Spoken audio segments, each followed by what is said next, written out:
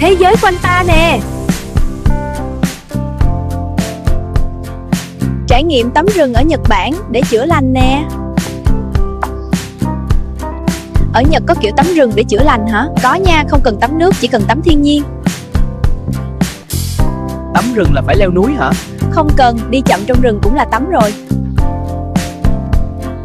Vậy làm gì trong rừng? Đi chậm, thở sâu, nghe rừng nói chuyện nha. Nghe đơn giản vậy thôi á. Đơn giản ha, nhưng giảm stress cực mạnh. Người Nhật coi nó như gì ha? Một liều thuốc cho tâm trí đó. Tắm rừng giúp gì cho cơ thể? Ít mệt, ngủ ngon, thấy đời nhẹ hơn luôn. Có cần mang điện thoại theo không? Thường người ta để điện thoại lại để đầu óc thật sự nghỉ ngơi. Ở Nhật tắm rừng ở đâu đẹp nhất? Rừng tre Sagano là một nơi rất nổi tiếng. Ngoài Sagano còn chỗ nào nữa không? Yakushima hay dãy áp Nhật Bản cũng tuyệt vời. Vậy tắm rừng thật ra là gì? Là tạm rời thành phố để thiên nhiên chữa lành mình.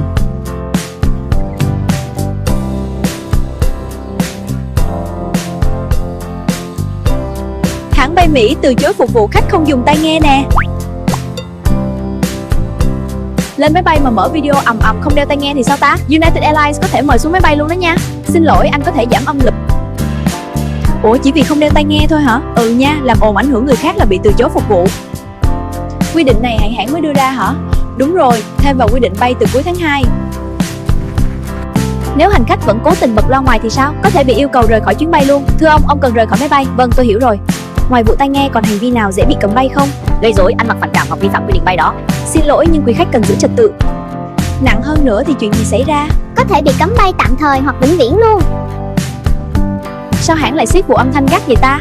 Vì giờ máy bay có wifi mạnh, ai cũng xem video nhiều. Wifi đó dùng công nghệ gì vậy? Internet vệ tinh Starlink đang lắp trên hàng trăm máy bay. Lỡ quên mang tai nghe thì chịu trận hả? Không đâu, tiếp viên có thể phát tai nghe miễn phí. Vậy đi máy bay nhớ điều gì cho đỡ quê? Muốn xem video thì nhớ đeo tai nghe nha.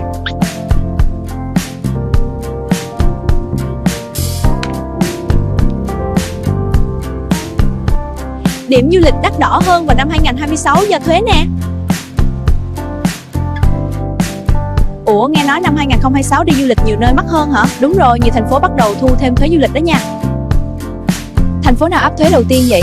Edinburgh, ở khách sạn là cộng thêm 5% tiền phòng. Còn chỗ nào đông khách nên tăng giá nữa? Barcelona đó, thuế phòng cao cấp tăng gấp đôi luôn.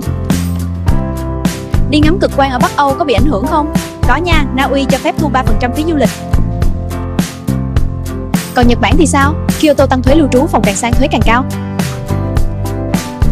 Đông Nam Á có nơi nào chuẩn bị thu phí không? Có luôn, Thái Lan dự kiến thu 300 baht phí nhập cảnh. Sao mấy nước này đồng loạt thu thuế vậy ta? Khách quá đông, cần tiền để quản lý du lịch.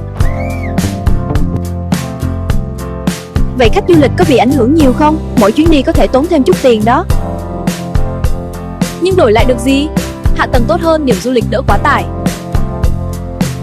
Tóm lại, năm 2026 đi du lịch cần nhớ gì? Đặt vé thì nhớ để ý thêm thuế du lịch nha. Cảm ơn cả nhà đã xem cùng mình. Hẹn gặp lại ở video sau nhé. Bye!